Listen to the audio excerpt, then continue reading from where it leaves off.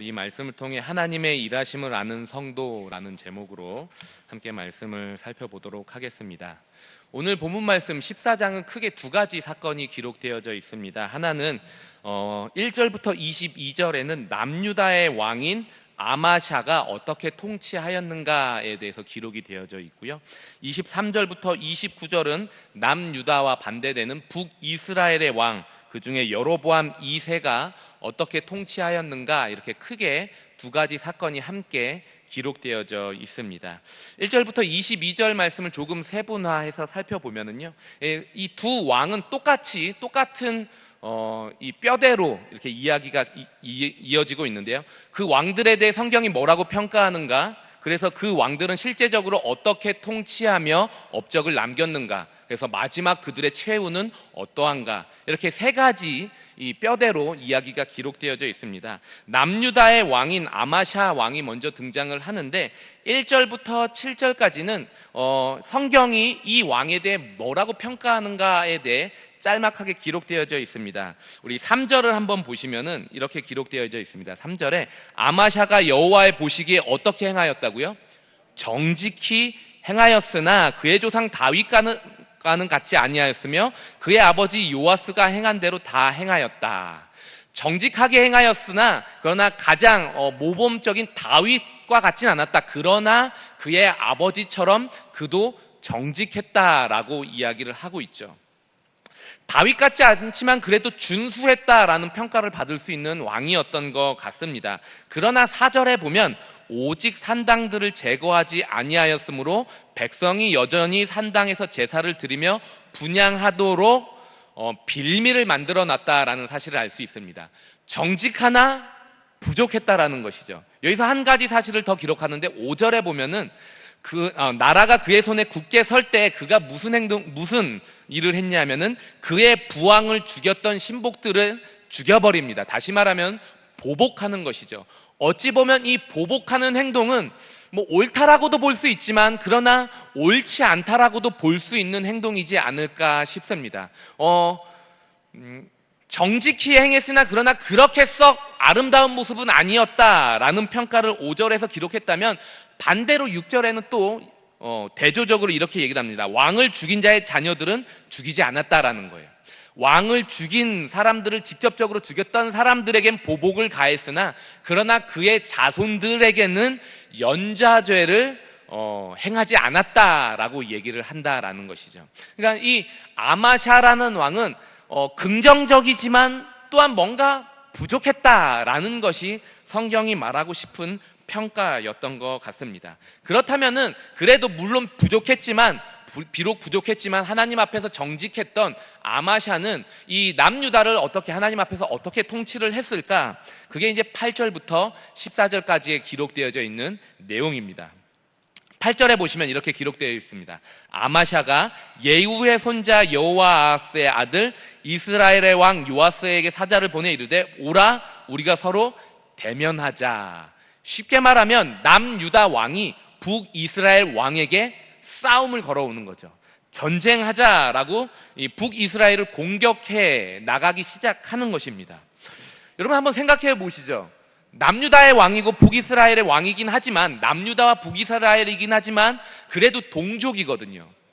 서로 간에 침략하기보다는 비록 서로 간에 대조를 이루고 이렇게 아웅다웅하긴 하지만 직접적으로 자기들을 이렇게 자기 동족을 치거나 그러지는 않는데 왜 남유다 아마샤 왕은 북이스라엘 왕에게 싸움을 걸어왔을까요? 다른 열방이 아니라 왜 동족인 북이스라엘에게 싸움을 걸고 있느냐라는 것이죠.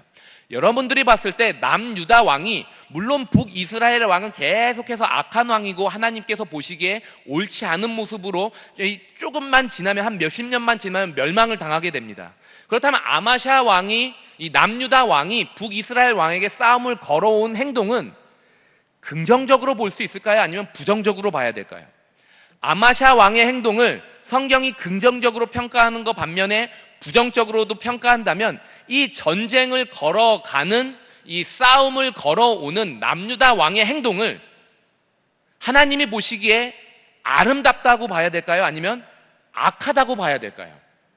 여기에 대해 열왕기서 기자는 아무 말도 하지 않습니다. 왜 싸움을 걸었는가? 그 이유가 무엇인가에 대해 성경이 얘기를 하지 않는다라는 거예요. 왜 얘기를 하질 않는가? 근거가 없다라는 거예요. 싸움을 걸 근거가 없는데 지금 아마샤 왕은 뭘 하고 있는 거예요? 북이스라엘의 싸움을 걸어가고 있다라는 것이죠. 잘못했기 때문에 이러한 정당한 의도, 이 하나님의 보시기에 아름답지 않기 때문에 하려는 이러한 신앙적인 의도가 아니라 아무 이유도 없이 그냥 싸움을 걸어가고 있는 아마샤 왕을 발견할 수 있다라는 것입니다. 그런데 오늘 열왕기하 14장은 역대기하 25장과 이렇게 같은 내용이 기록되어져 있거든요. 조금 이제 다른 관점에서 기록되어져 있지만 역대하 25장 20절에 보면은 그 이유에 대해 말을 해주고 있어요. 그게 뭐냐면은요, 이 싸움을 걸기 전에 아마샤 왕이 에돔 왕을 처치하는 일이 있습니다. 에돔이라는 그동안 참 걸리적거렸던 왕을 이스라엘의 도움을 받지 않고 혼자 물리치자 이 왕이 쉽게 말하면 자만에 빠진 것이죠. 우리가 에돔을 이겼기 때문에 저 나라도 이길 수 있겠다라는 자만. 그리고 20절에 보면은 이 에돔에게 승리한 자만에 빠져 에돔의 신을 우상으로 섬기는 죄에 빠졌기 때문에 하나님께서 그를 충동하여 싸움을 일으키게 하셨고 결국에는 패하게 되었다라는 내용이 역대하에 기록되어져 있습니다. 정당한 근거가 없는 싸움일 뿐만 아니라 우상에 빠져 자만에 빠진 이 아마샤 왕이 취한 행동, 이게 아마샤가 했던 모든 업적으로 이야기를 하고 있다는 것이에요. 다른 업적들도 있지만 아마샤의 업적을 이것만으로 기록해 놓고 있다는 것입니다.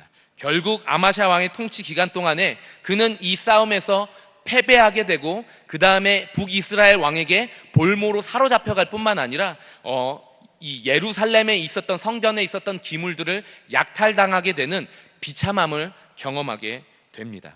그리고 15절부터 22절은 이 아마샤 왕의 죽음에 대해 기록하는데 뭐라고 기록하냐 하면 아마샤 왕이 그로 인해 풀려났다라고도 보고 아니면 계속해서 볼모로 잡혀 있었다라고 보기도 하는데 어찌됐든 반역한 무리들에 의해서 이 예루살렘에 있던 자신의 백성들, 이 반역한 무리들에 의해 잔인하게 죽임을 당함으로 이 인생을 마무리하게 됩니다. 이 처음에는 여호와께서 보시기에 정직하였더라로 출발했지만 마지막은 굉장히 부정적인 이야기로 마무리가 되고 있다라는 것이죠.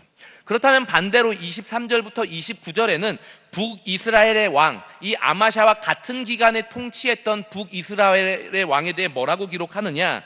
23절하고 24절, 오늘 우리가 읽었던 23절하고 24절, 특별히 24절에 보면 이렇게 기록되어 있습니다. 여호와 보시기에 어떻게 행했다고요? 악을 행했다라는 거예요. 아마샤 왕은 뭘 행했죠? 정직하게 행했죠. 그렇다면 북이스라엘의 왕은 어떻게 행했어요? 악을 행했다라는 거예요. 정직하게 행했던 왕, 그러나 비록 부족함으로 인해서 정직했으나 부족함으로 인해서 결국엔 비참함을 받았던 아마샤 왕을 기억한다면 처음부터 악한 이 여로보암 2세, 여기 나오는 여로보암은 2세인데 여로보암 2세는 그 마무리가 어떻게 될까요? 그 통치하는 기간 동안에는 무슨 일이 있을까요?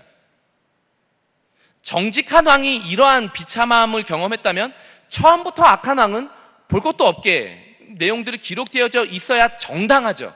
그러나 성경은 그렇게 기록하지 않고 있더라라는 것입니다. 25절부터 27절은 여로보암 2세 왕이 통치했던 기간의 업적에 대해서 기록하는데 뭐라고 기록하느냐 하면은 25절에 이렇게 기록되어 있습니다. 이스라엘의 하나님 여호와께서 그의 종 가드 헤벨 아미떼의 아들 선지자 요나를 통하여 하신 말씀과 같이 여로보암이 여호와 보시기에 악을 행했던 여로보암이 이스라엘의 영토를 뭐 했다고요? 회복했다라는 것입니다. 악한 왕 여로보암을 통해 북이스라엘의 영토가 회복이 되는데 어느 정도까지 회복이 되냐면은 솔로몬 이후로 최고의 군사적, 정치적, 경제적 전성기를 이룬 게 바로 이 여로보암 2세 왕 때 일어난 일이었다라는 것이죠. 그리고 이 땅을 회복한 정도가 아니라 27절에 보면은 또 이렇게 기록되어 있습니다. 여호와께서 또 이스라엘 이름을 천하에서 없이 하겠다고도 아니하셨으므로 요아스의 아들 여로보암의 손으로 뭐 하셨다고요? 구원하셨다라는 거예요. 땅을 회복시켜 주셨을 뿐만 아니라 구원하셨는데 누구를 통해? 여호와 보시기에 악한 왕을 통해 하나님께서 이 일을 이루셨다라는 것입니다. 군사 경제적인 최전성기, 그리고 특별히 아수르라는 이 거대 왕족을 무려 3번이나 앞에 있었던 엘리사의 사건과 연결을 시켰다면 아마도 3번 정도 물리쳤던 것 같은데, 이러한 엄청난 군사적인 성과를 이룬 사람이 누구냐면 바로 이 여호와 보시기에 악했던 여로보암 왕 2세였다라는 것이죠. 그리고 이스라엘을 구원해냈기 때문에 이 국가적인 영웅으로 추대받았던 왕이 바로 이 여로보암 2세였다라는 것입니다. 28절부터 29절은 이 여로보암 2세 왕이 어떻게 죽음을 맞이하는가? 28절엔 이렇게 기록되어 있습니다. 여로보암의 남은 사적과 모든 행한 일, 여기까지는 똑같아요, 다른 왕들과. 근데 그 뒤에가 추가되어 있습니다. 쌓은 업적이 뛰어나다라는 것이고요, 다메섹을 회복한 일이 뛰어나다라는 것이고, 이전에 유다에 속하였던 하맛이라는 지역을 이스라엘에 돌린 일이 기록되어져 있다라는 것입니다. 여기 나오는 하맛이라는 지역은 솔로몬 왕이 전성기를 이룰 때 북이스라엘의 국경을 의미하는 거예요. 그러니까 어디까지 북쪽의 이 경계를 확대시켜 나갔는가를 이야기해주고 있다라는 것이죠. 그리고 북이스라엘 왕 중 이 여로보암 2세 왕은 가장 긴 기간인 41년을 통치합니다. 마무리가 어때요? 긍정적인 마무리로 이야기를 하고 있다라는 것입니다. 이 14장의 내용을 종합해서 그냥 간추리면은 아마샤 왕과 여로보암 이 두 왕을 대조하고 있는 것이죠. 여호와 보시기에 정직한 왕이었으나 아마샤는 부족함으로 비참한 최후를 맞이하였다라는 게 1절부터 22절의 소결론이라면, 23절부터 29절은 여호와 보시기에 악한 왕이었으나 솔로몬의 영광을 재현한 여로보암 2세 왕의 이야기가 기록되어져 있다는 것이죠. 비록 악하나 하나님께서 붙드셔서 그가 이스라엘의 영광을 재현하는 은혜를 맛보게 되었다라는 것입니다. 자, 그렇다면 오늘 본문 말씀은 첫 번째 독자는 바벨론의 포로로 잡혀가 있는 이스라엘 백성들입니다. 바벨론의 포로로 잡혀가 있는 이스라엘 백성들은 아마샤와 여로보암 2세 왕을 바라보면서 무슨 교훈을 얻어야 될까요? 그리고 오늘을 살아가는 저와 여러분들은 정직했으나 비참한 최후를 맞이하는 아마샤 왕을 바라보면서 매우 악했으나, 처음부터 끝까지 악했어요. 악했으나 중간에 하나님의 은혜를 경험해서 마음을 틀어서 하나님께 돌이켰다가 아니라 그냥 성경은 그는 악했고 마지막까지 악했다라고 얘기하는 것입니다. 여호와 앞에서 악했으나 여호와의 은혜로 인해 나라의 부흥을 경험한 여로보암 2세를 통해서 저와 여러분들은 무슨 교훈을 얻어야 되는 겁니까? 저는 이게 굉장히 좀 의아했다라는 것이죠. 제가 질문을 한번 드리도록 하겠습니다. 비록 아마샤 왕이 부족했으나 여호와 보시기에는 정직했거든요. 그에게는 징벌을 주셨어요. 그런데 처음부터 끝까지 악했던 여로보암 왕 2세에게는 징벌이 아니라 은혜를 주셨어요. 여러분들의 생각엔 이렇게 일하시는 하나님의 일하시는 방식이 정당합니까? 저는 이게 조금은 이 본문을 읽으면서 불편했다라는 거예요. 왜 이렇게 일하시지? 라는 생각이 들었다라는 거예요. 여호와 보시기에 정직했으나 후에 어긋났기 때문에 아마샤에게 비참한 최후를 허용하시는 것은 저는 정당하다라고 생각합니다. 하나님은 정당하신 거예요. 그렇다면 정당하신 하나님이시라면 여로보암 왕 2세에게 어떻게 행동하셔야 돼요? 그는 처음부터 악했고 계속해서 악했기 때문에 그에게는 더 비참한 최후를 허락하시고 징벌하셨어야 되는 게 여호와의 정당함이다라고 저는 생각을 합니다. 그런데 그렇게 일하시지 않더라라는 거예요.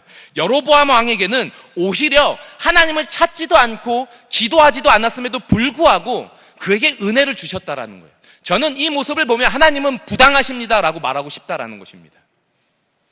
또 하나 반대로 얘기한다면 악한 여로보암이지만 하나님은 은혜가 풍성하시기 때문에 그 악한 왕에게도 은혜를 베푸시는 게 정당하다라는 생각도 들어요. 한편으로는. 그렇다면은 악한 사람에게 은혜를 주시는 하나님이 정당하다면 반대로 비록 어긋났으나 여호와 앞에서 정직했던 아마샤 왕이기 때문에 하나님은 비참한 최후가 아니라 그에게 은혜를 베푸시는 게 정당하다라는 생각이 들더라라는 것입니다.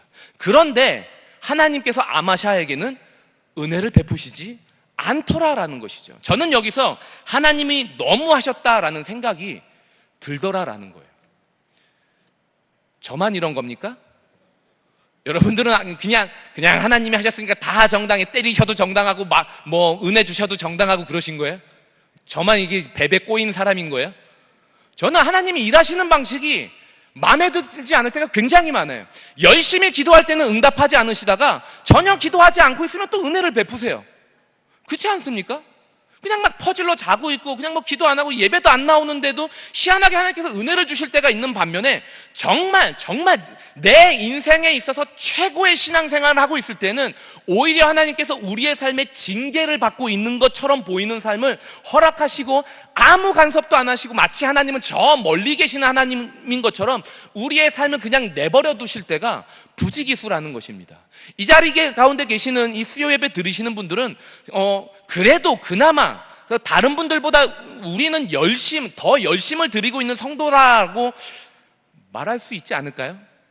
그리고 이 시간에 그냥 TV 보고 있거나 다른 분들보다는 그래도 조금은 낫다라고 생각해도 되지 않을까요? 저만 그렇게 생각하나요?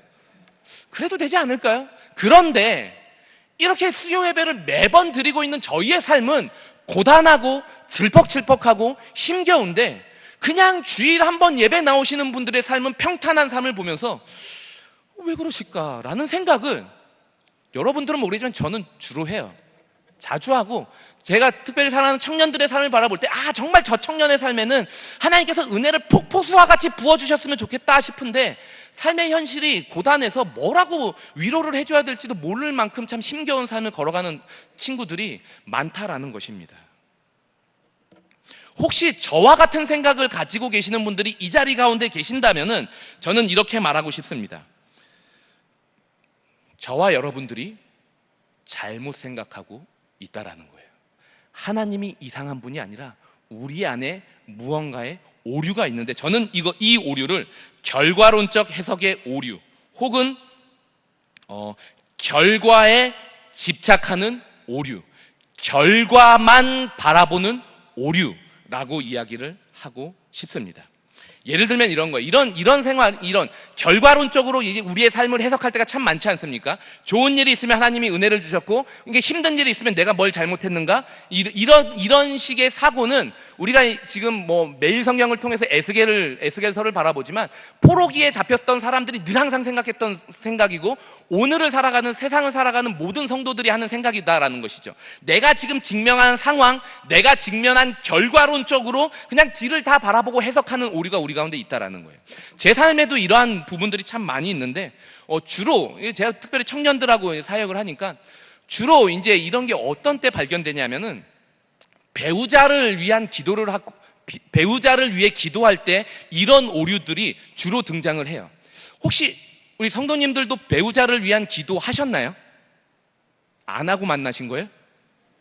네. 저는 했을까요? 안 했을까요? 저는 했어요.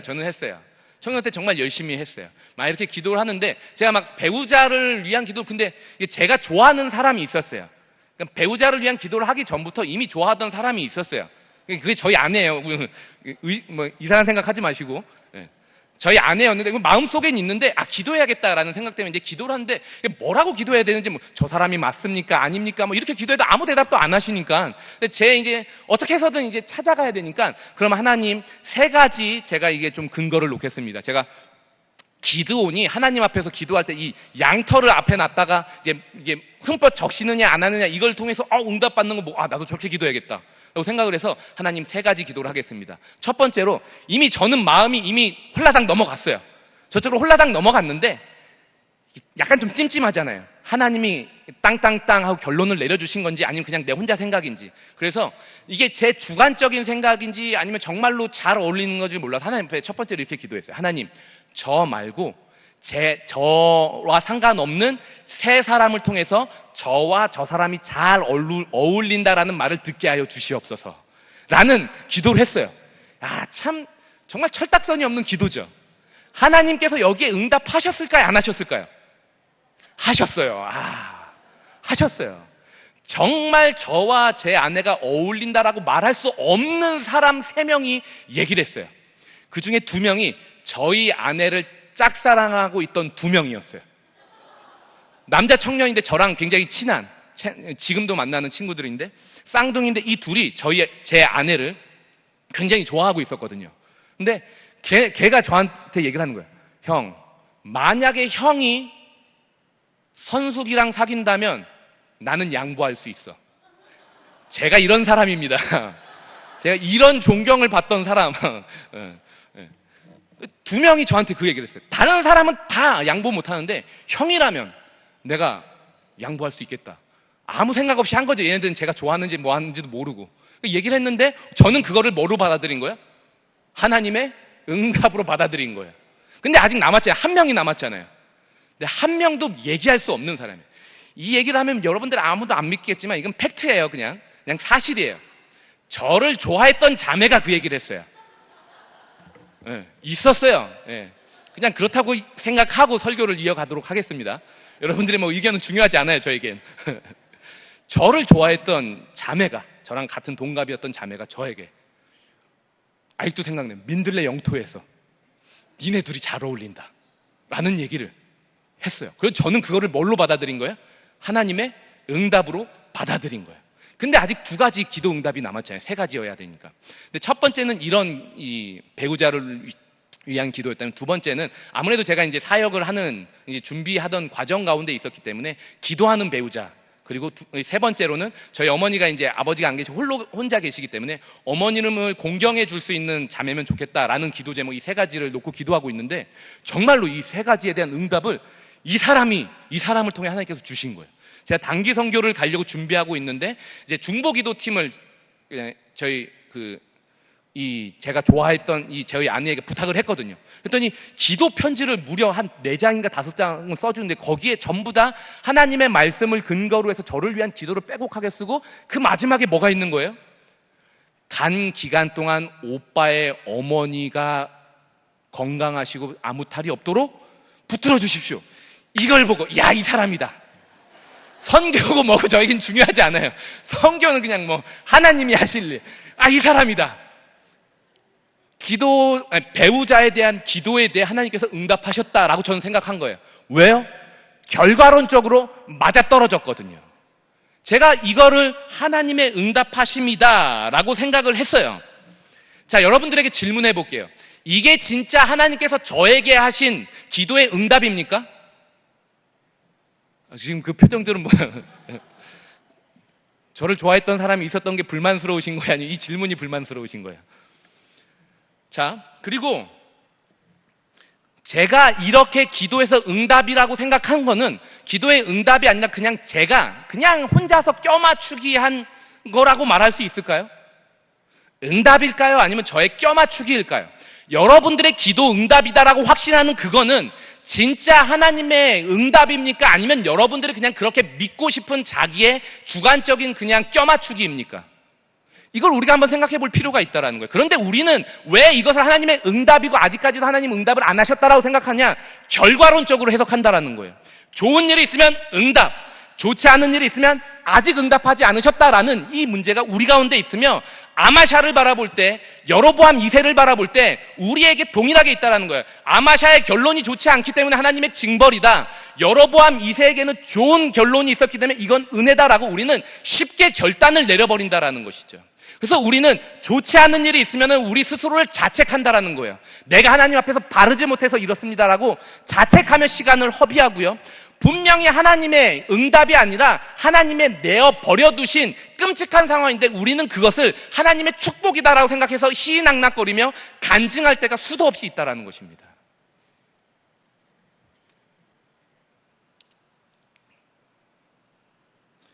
제가 기도했던 이러한 것이 하나님의 응답인가, 저의 껴맞추기인가, 여러분들의 기도의 응답에 대한 이 확신이 맞는 건 정당한가 부당한 건가, 저는 이렇게 말하고 싶습니다. 그건 중요하지 않아요.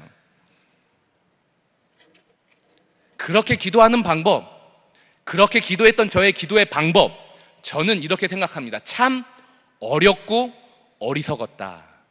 뒤에 돌아서 보니까 참 어렸던 사람의 기도 제목, 굉장히 이기적이지 않습니까? 저를 배우자로 맞이할 사람에 대한 어떤 초점이었고, 전부 다 그냥 저의 상황에 맞는 사람을 맞춰달라는 이기적인 기도였던 거예요. 굉장히 어렸던 거죠. 그럼에도 불구하고 어리고 어리석었지만 그럼에도 불구하고 하나님께서 은혜를 주셨다라고 생각해야 되는데, 저는 뭐라고 생각한 거예요? 나는 정당한 걸 구했고 정당하게 기도했기 때문에 하나님께서 정당하게 은혜를 주셨다라고 착각을 했던 거죠. 마찬가지로 기드온이 양털에다가 이 물이 있게 해주십시오, 없게 해주시오라는 기도는 우리가 따라해야 되는 기도가 아니에요. 그건 어렸고 어리석었기 때문에 그렇게 아니고서는 확인할 수 없었던 신앙의 굉장히 연약한 가운데도 하나님은 은혜를 주셨더라라는 거예요. 저와 여러분들이 하나님의 응답이었다라고 생각했던 것도 어찌 보면 저와 여러분들은 악하게 구했을 수도 있고 악한 의도로 구했을 수도 있음에도 불구하고 하나님이 은혜를 주셨기 때문에 그 자리에 임한 건데, 우리는 그 과정을 생각하지 않고 그냥 결론만 놓고 난 제대로 기도했어, 그러니 너도 이렇게 기도해 라고 얘기를 해서 그렇게 기도하는 사람들을 양산해내며 그러한 방법론적인 기독교를 만들어내는 일들을 우리들 가운데 일어날 수 있다라는 것입니다. 하나님은 이걸 깨고 싶으신 거예요. 방법을 통해, 하나님은 이런 방법을 통해 일하신다라는 방법론적인 차원의 하나님을 얘기하는 게 아니라, 하나님은 방법을 초월해서 인격적인 자신의 계획과 목적과 뜻을 가지고 우리의 삶에 여러 가지 모양, 다양한 방법, 우리의 예상을 깨뜨리는 방식으로 우리의 삶을 복되게 만드시기 위해 찾아오신다라는 거예요. 아마샤가 저주받은 것 같으냐? 그럼에도 불구하고 하나님 그 자리에서 복을 만드셨다라는 거예요. 여로보암 2세가 이게 은혜 같으냐? 그럼에도 불구하고 북이스라엘은 빠르게 그 은혜를 유지하지 못하고 멸망으로 치닫더라라는 것입니다. 전도서 7장 15절에서 18절 한번 보도록 하겠습니다. 우리 그 강의 안에 잠시 나와 있는데요.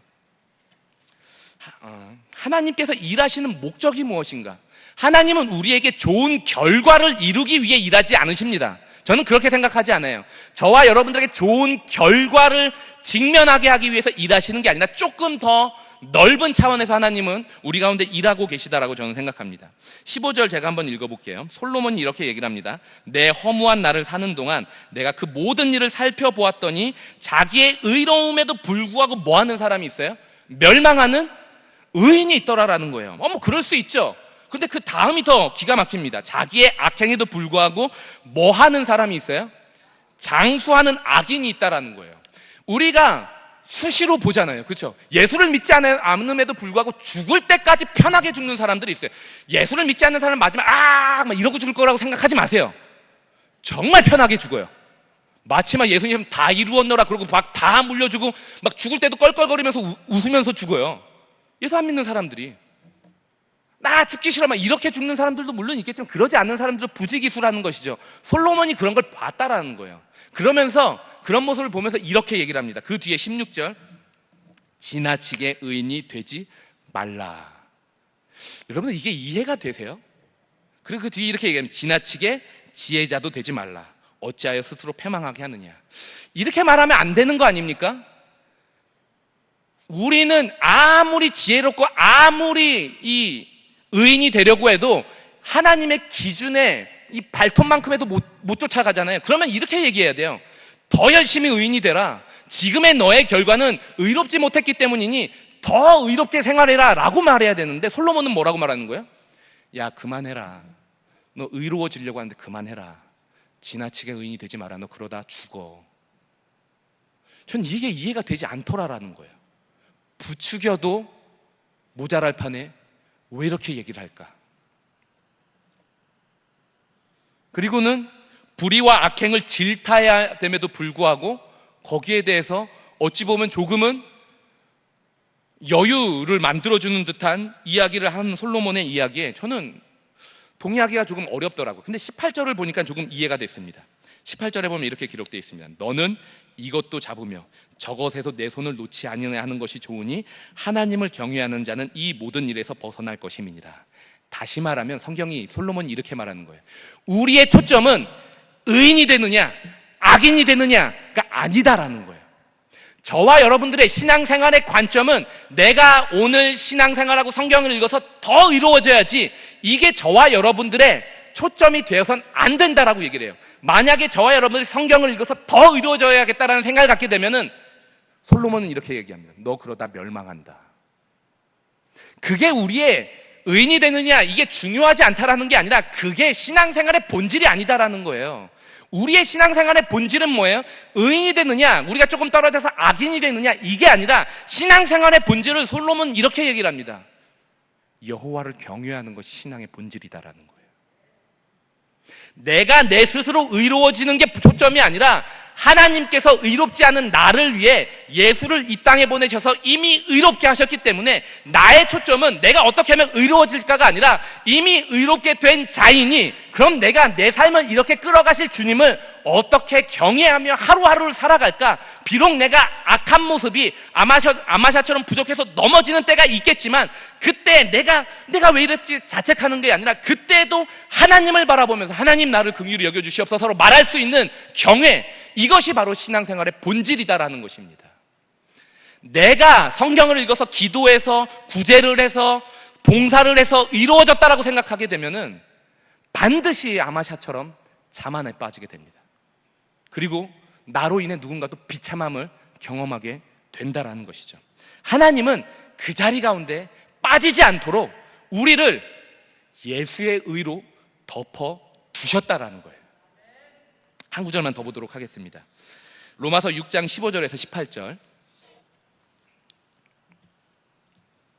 하나님께서 우리의 삶에서 일하시는 목적이 우리가 의롭게 되는 게 하나님의 목적이 아니라 우리로 하여금 하나님을 경외하게 만드는 것이라면 여기서 한 발 더 나아갑니다. 로마서 6장 15절은 이렇게 얘기합니다. 그런즉 어찌하리 우리가 법 아래 있지 아니하고 은혜 아래 있으니 죄를 지으리요 그럴 수 없느니라. 자, 하나님께서 은혜로 붙드신다라고 얘기하면 꼭 이렇게 얘기하는 사람이 있어요. 은혜로 어차피 의로워지지 않아도 되고 너무 또 지나치게 악이 되지 않아도 되니까 알아서 하시겠지. 그럼 뭐 그냥 악해도 되겠네. 그냥 내 하고 싶은 대로 해도 되겠네. 라고 말하는 그런 못된 놈들이 꼭 있어요. 그렇지 않습니까? 거기에 대해 바울이 뭐라고 하는 거야? 그럴 수 없다라는 거예요. 그럴 수 없다라는 거예요. 왜 이렇게 얘기를 할까요? 그러면서 뭐라고 얘기를 하느냐? 그 뒤에 16절부터 17절까지 반복되는 한 단어가 있는데 이겁니다. 너희 자신을 종으로 내주어 누구에게 뭐 하든지 순종하든지 그 순종함을 받는 자의 종이 되는 줄을 너희가 알지 못하느냐? 혹은 죄의 종으로 사망에 이르고 혹은 순종의 종으로 의에 이르느니라. 하나님께 감사하리로다. 너희가 본래 죄의 종이더니 너희에게 전하여 준 바 교훈의 본을 마음으로 뭐하여? 순종하여. 우리의 초점은 의로우냐 악하느냐가 아니라 의로울 때도 하나님께 순종하고 악할 때에도 하나님께 순종할 수 있는 것, 이게 우리의 초점이 되어야 하고 하나님께서 우리에게 바라시는 것은 너 얼마만큼 의로워졌어 이게 아니라 의로울 때도 순종할 수 있는, 악할 때에도 하나님께 순종할 수 있는, 순종한다라는 것은 그 하나님께 자신의 전 삶을 맡기겠다라는 거잖아요. 내가 의로워도 나의 의로움으로는 내 삶이 윤택해질 수 없다라는 것을 하나님께 맡겨드리는 게 순종이며, 내가 악할 때에도 하나님의 은혜를 하등 받을 수 없는 그 처절한 자리 가운데 있어도 하나님은 내 삶을 윤택하게 만들 수 있다라는 이 마음이 바로 순종으로 나아가는 자세를 만들어낸다라는 것입니다. 그러므로 순종은 복을 받기 위해 순종하는 게 아니에요. 누가 순종할 수 있느냐? 복을 받았음을 깨달은 사람만이 순종할 수 있는 것입니다. 순종함을 통해서 내가 복을 받기 위해 기도하거나 하나님 제가에게 예배를 잘 드릴 테니 복을 주십시오. 순종 잘할 테니 복을 주십시오. 이건 형식적인 순종이죠. 그러나 진짜 순종은 뭐냐? 복을 받기 위해 순종하는 게 아니라 창세전에 약속된 복을 예수 안에서 이미 우리가 누리고 있으며 절대로 깨어질 수 없다는 사실을 믿고 있는 사람만이 하나님께 전 삶을 들어 순종할 수 있다는 것입니다. 저와 여러분들의 삶이 고단한 것이 사실입니다.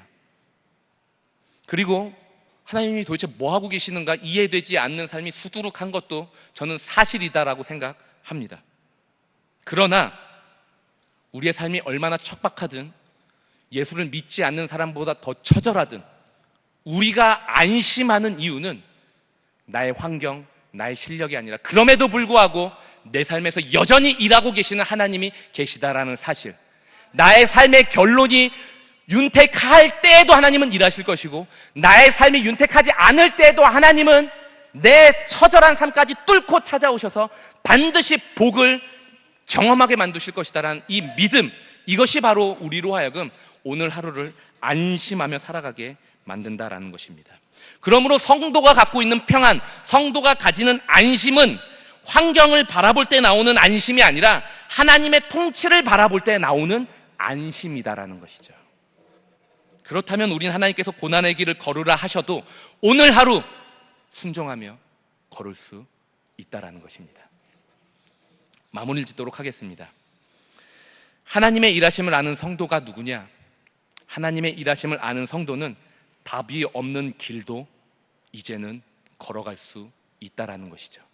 우리는 계속 이걸 요구합니다. 세상을 향해 답을 만들어내라라고 얘기합니다. 그러나 어느 때 답이 있어서 그 답을 쫓아갔던 세대가 어느 때 있습니까? 한 번도 없습니다. 미래를 미리 예측해서 걸어갔던 세대는 단 한 번도 없어요. 모두가 답을 알지 못하고 걸어가는데 그럴 수 있었던 이유는 나는 알지 못하지만 내 인생의 답을 아시며 우리의 전 삶의 답을 아시는 하나님께서 우리를 위해 일하고 계시기 때문에 우린 답을 알지 못하더라도 뚜벅뚜벅 담대하게 오늘 하루를 걸어갈 수 있다라는 것입니다. 하나님은 아마샤의 비참한 최후를 통해서도 이스라엘 백성들에게 깨달음이라는 선을 만들어 내셨습니다. 또한 하나님은 여로보암 2세의 악함에도 불구하고 이스라엘의 회복의 역사를 만들어 내셨어요. 저는 이것이 복음이다라고 생각합니다. 그 하나님이 바로 오늘 저의 인생 가운데 함께 하시기 때문에 저의 모든 인생은 하나님께서 일하시는 디딤돌이 될 것이고 하나님께서 계획하신 복이 이루어지는 통로가 될 것이기 때문에 안심할 수 있다라는 것이죠. 만족스러운 현실이든 만족스럽지 않은 현실이든 여러분들의 실력이 만족스럽든 만족스럽지 않든 우리는 하나님의 일하심 아래 있으며 하나님의 은혜 아래 있음을 기억하시기 바랍니다. 이 담대함으로 날마다 하나님을 경외하며 하나님의 말씀에 순종함으로 나에게 집중하는 것이 아니라 나의 환경에 집중하는 것이 아니라 나를 아시며 나의 환경을 이미 결론 내신 하나님을 바라보며 뚜벅뚜벅 답을 만들어 내시고 하나님의 역사하심을 보여주는 복된 인생, 모든 여러분들의 인생이 되기를 그리스도 예수 안에서 축원합니다.